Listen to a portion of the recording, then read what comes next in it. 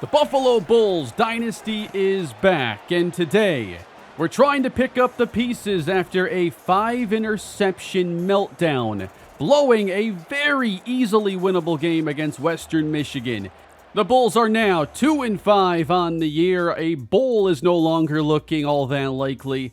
We knew it would be a challenging year one, but it doesn't make losses like that any easier. The recruiting front has been moving slowly, but I've been trying to speed it up by going heavy on our top prospects. But if these players don't narrow it down fast enough, then we have these battles drag on all season. So we are continuing to purchase recruiting upgrades for Adam Kane, focusing on the offensive line. Wide receiver gets a boost this week. We'll talk more on recruiting later. But the big focus after last week's game was just to somehow clean up the turnovers. I got to make changes to this offense and the way I'm throwing the ball and, maybe throw it to our guys instead of theirs more often. So we're going to go through a couple games in today's episode and see if the proper adjustments were made and if Buffalo can get that elusive third victory. We take on the 5-2 Ohio Bobcats to start. But our biggest opponent has easily been ourselves lately. We've had a lot of winnable games, and this isn't the NFL where you lose and get a number one pick. Every loss here damages the program, but we're trying to rally around the star running back Lamar Sperling. He makes the grab there for a first down. Then C.J. Ogbonna extending the play and tucks this one, running for first down yardage. Got to keep that football safe. And then he's bailing outside the pocket on third down and keeps again for first down yardage. When he can scramble that well, you just got to let him go make a play. Later in the drive, though, the pass protection breaks down. Ogbonna is hit, bringing up a 38-yard field goal try. Wow, could that have gone any worse? No interception for Buffalo, but still other problems arise. Another missed field goal, and Ohio takes over. The quarterback is senior Parker Navarro, and he hands this off, and a big gain immediately for the Bobcats. That's running back Ricky Hunt Jr., the freshman, trying to outshine Lamar Sperling. Over the middle, that pass is hauled in. Defense has also been a bit of a weakness in most of our recent games. They give up an opening drive field goal for Ohio. They actually hit theirs. Buffalo takes over. We're start of the second quarter now. 3-0. Ogbonna protected. Finds Jake Orlando, the tight end. Very close to a first down. And on 3rd and inches, it's Lamar Sperling who tries to bounce it outside. Gets the first down yardage. He's been getting more and more of the running back touches. Now Ogbonna on the outside. We actually stretch the field a bit, hitting Chance Morrow on the comeback. Ogbonna opens the day 9-for-11. And then Sperling again to the wide side, trying to outrun everybody, as he's been able to do for much of this year. Gets 8 on that run. We're then met with 3rd down and 10. Ogbonna wants to scramble and makes it happen again. He's so good at breaking the pocket and getting that first down. I'm going to miss him next year. I know it. Pressure, though, continues to impact our drives. We struggle to put together those full, consistent possessions. So 3rd and 13, Ogbonna steps up and fires to the end zone, finding J.J. Jenkins. I have no idea how that worked. My games usually feature a bunch of interceptions and the occasional really cool throw, and that's one of them.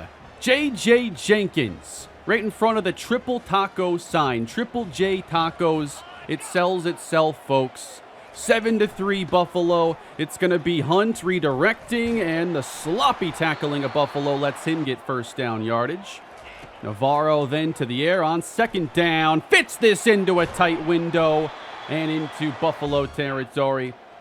They end up driving down into the red zone. We try to bring pressure, but Buffalo has no answer as the Bobcats beat the blitz. Ian Pugh taking over that possession, and the Bobcats take the lead. We're late first half now, looking at a 2-minute drill. Got to do more through the air, and that's caught by McMillan. A bad angle by the corner, and McMillan can fly. down the sideline, a 79-yard touchdown on a quick curl route. It's been tough to get those big chunk plays through the air this year, so a nice break for Buffalo, but that leaves a lot of time for the defense to try and stop Ohio. And that was just not happening in the first half. We couldn't get enough pressure on Navarro, and he just kept hitting these tight windows. That one not particularly tight, but similarly a first down as Navarro opens 12 for 12 and just continues to carve up this secondary. Bobcats running low on time, but on 2nd and goal, pass to the end zone is caught for the score. We just could not make a play defensively whatsoever. It is so difficult to play defense when your front four has a minimal impact. We are not going to win games of 7-on-7 here in Season 1. So a 17-14 game, we go into the second half. It's a run for Ohio, and look at all the space inside the 20 with ease. Ohio threatening to extend their lead. They hit the quick pass on the RPO, and that is another touchdown through the air. That's Eamon Dennis with his second of the day. Very impressive as Ohio goes up 10. So, can the Buffalo offense handle being more aggressive, trying to stay in this game? Rolling and throwing. It's caught by Schneckenberg. He seems to only make catches on that exact play action. Then we go Sperling, outrunning him to the edge. That's a first down. We did not have an easy time running the ball, so we had to do a lot more through the air. Ogbonna trying to step up and escape, but he gets sacked for the 4th time, and we face a tough third down. Ohio brings pressure, and just not enough time to stretch the field as we are forced to give it back to Ohio. With the Bobcats rolling, a deep shot is just out of reach. That's one of the first breaks we caught defensively. It stays a 10-point game. Try to get Sperling involved now on the screen. Runs out of room and then lost the football. And it's recovered for only a 2-yard gain. We take it to the 4th quarter. Quick hitter there, Orlando. Trying to get the ball out quick, make safe throws, keep the pressure from making a huge impact. Now across the field, that's Chance Morrow on the slant. And we take it into Ohio territory. Sperling gets a carry, cuts inside. He's handled running between the tackles fairly well. Taking it down to the Bobcat 33 and outside the pocket. Ogbonna finds Orlando again, having one of his biggest days through the air. Taking it down to the 10-yard line. Gotta get points on this drive. Sperling sprints inside the 5 to the 2. And then we spread the field out. And C.J. Ogbonna into traffic and caught by Schneckenberg, giving him a chance to get his first touchdown on the year. Not even sure how we converted this. I mean, there's so many Bobcat defenders around him. But a 3-point game was the defense. Look to get us the football back once more. That's a big stop for Sean Dolak. Empty for Ohio on 2nd down. We get some pressure, but a pass caught shy of the sticks. 3rd down's our chance to get this ball back. And Navarro cannot find his receiver. It gets knocked away by Dolak, and the offense gets the ball. Under 3 minutes to go, and a tough grab made by Morrow. That's a gain of 7. Then we go to Sperling on the screen once again, and he's getting across the 25. We only had to get 3 on this drive, didn't have to be in a hurry. Again over the middle to Orlando, and actually getting a favorable 3rd down. We decide to run it with Sperling, and that gets stuffed for a loss of 3. So you know you've got to go for it on 4th and 5. Ogbonna heads to the air. He's pressured and misses. Sperling over the middle. Left guard gets shoved into his lap, impacting the throw. And Buffalo turns it over on downs. Ohio takes over, and they decide it's time to put us away. And they do, securing a 24-21 victory. Another loss for the Bulls. They fall to 2-6 on the season. This was another winnable game.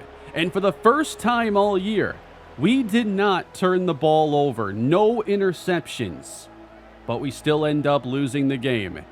We struggled to get off the field. Parker Navarro had a very good game. Ricky Hunt had nearly 100 yards on the ground.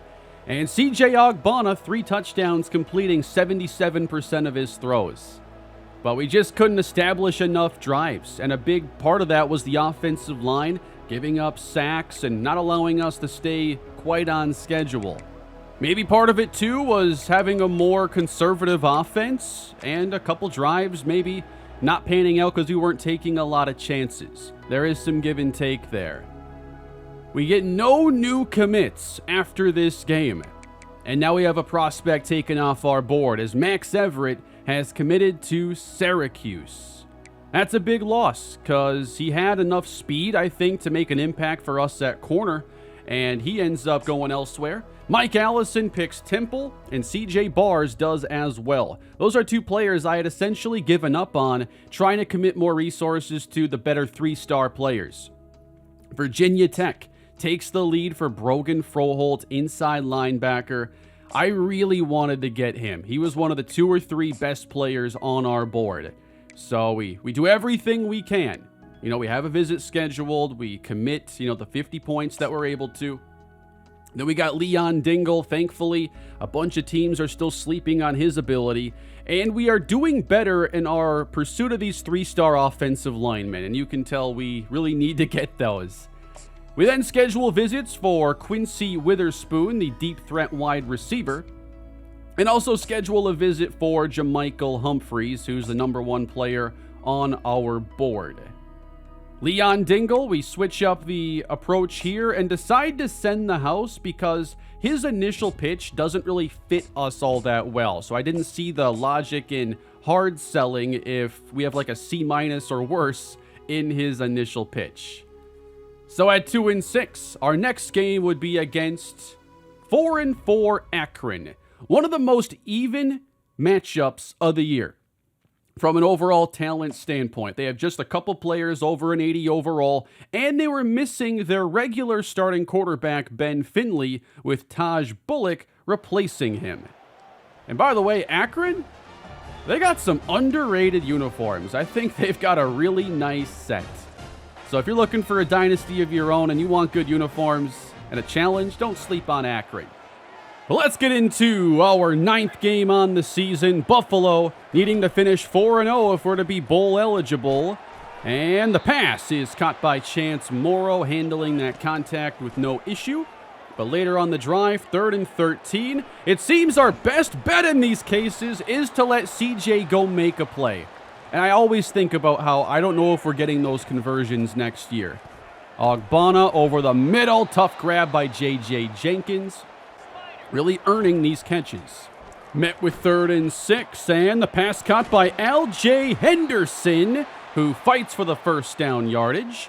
He's now getting carries to give Sperling a rest. Then Ogbonna's going to extend the play. Fire on the move. Caught by Sperling inside the 5. Another big play for the freshman, and Ogbonna finishes things on a quarterback sneak to put the Bulls on top. Strong start. And how about this defense that struggled versus Ohio and in many games this year? Remember Toledo?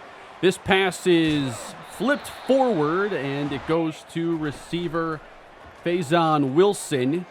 And then how about the route he puts on McCarthrins and takes it 60 yards to the house. What was that? One of the most impressive routes run of the year. Akron ties the game, and we'll jump to the second quarter. Zips have it again, and the ball gets punched out and recovered by Buffalo.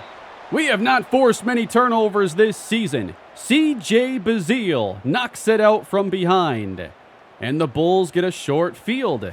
Defense does us a big favor.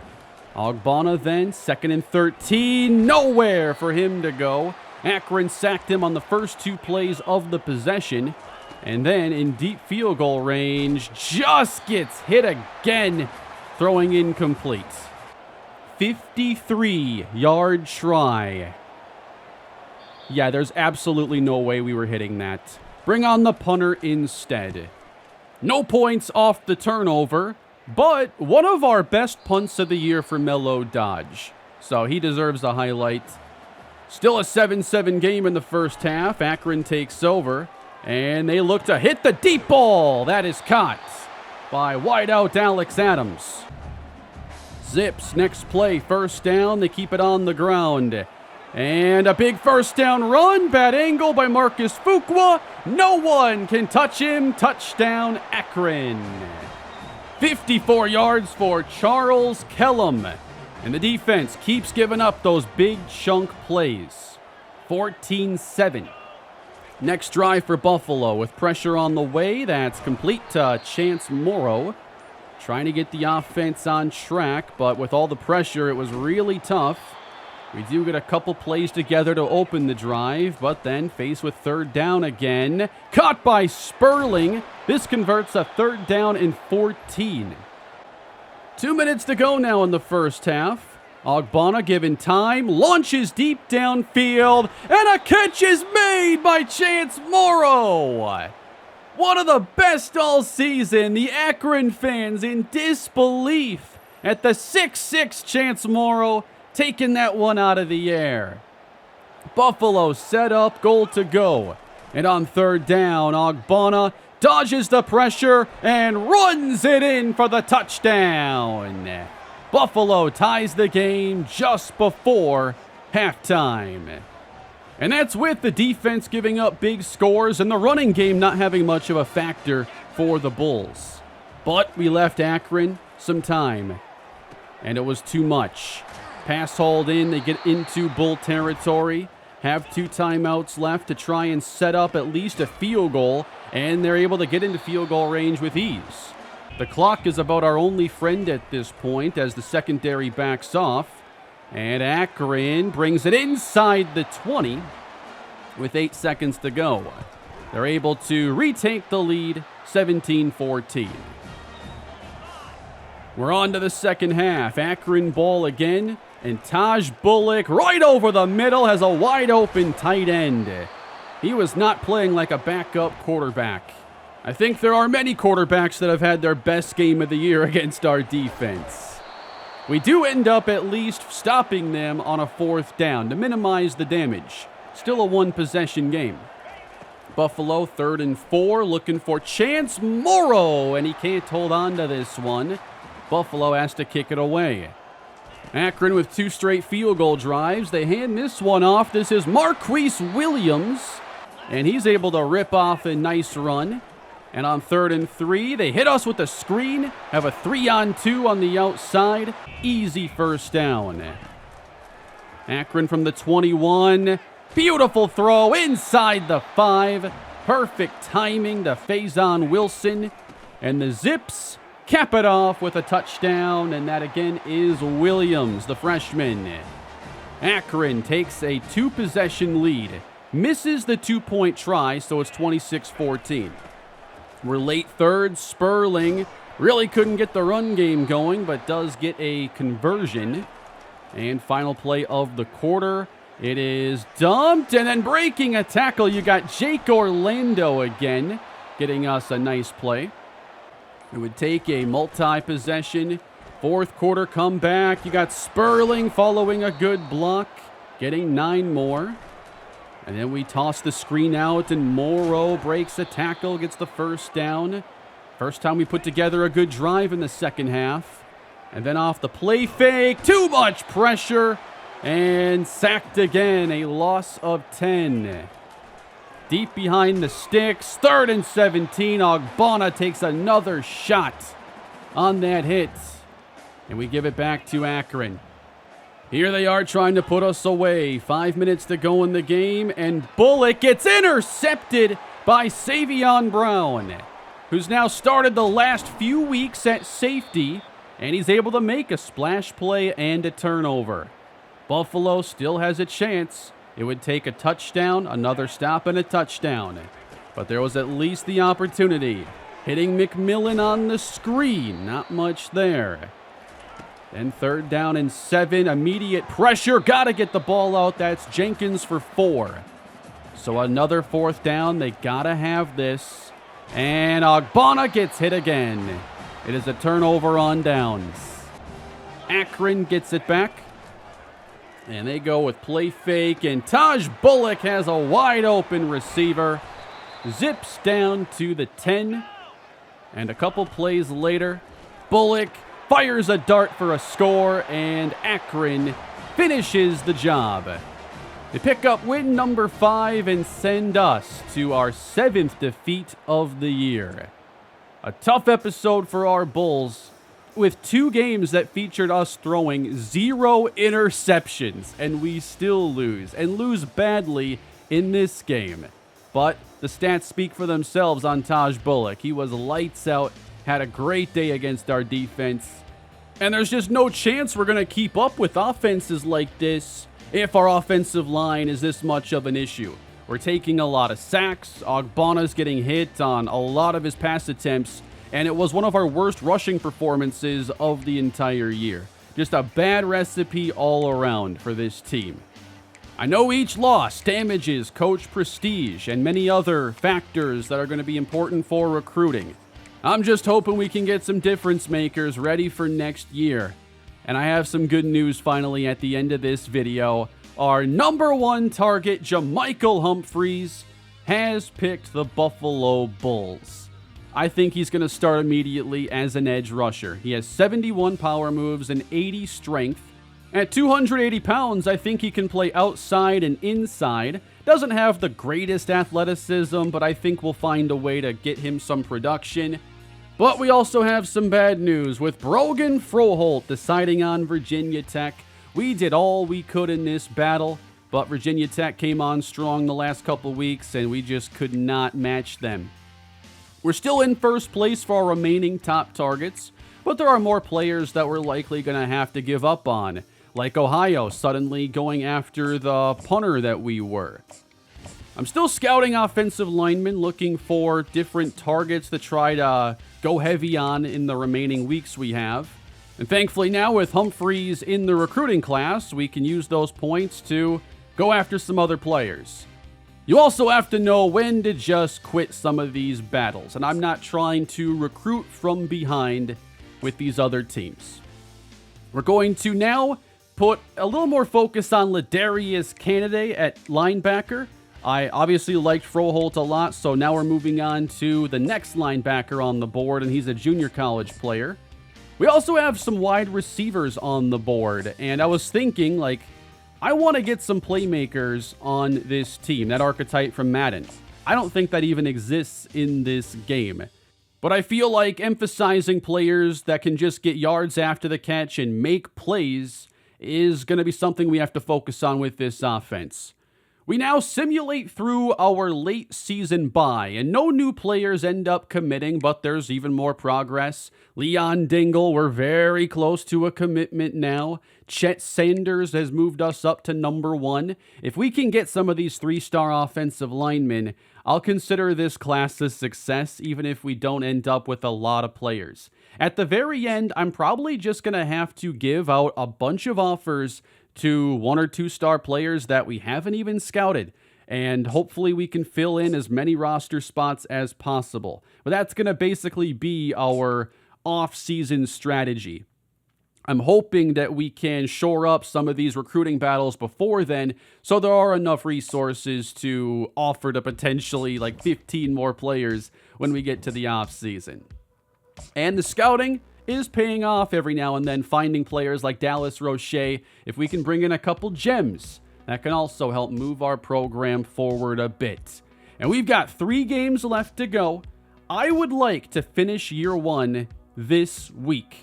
I would like to do the offseason on Sunday, which would allow us to beat Madden's release next week. I know I'll be doing some Madden stuff, but not as much as College Football 25.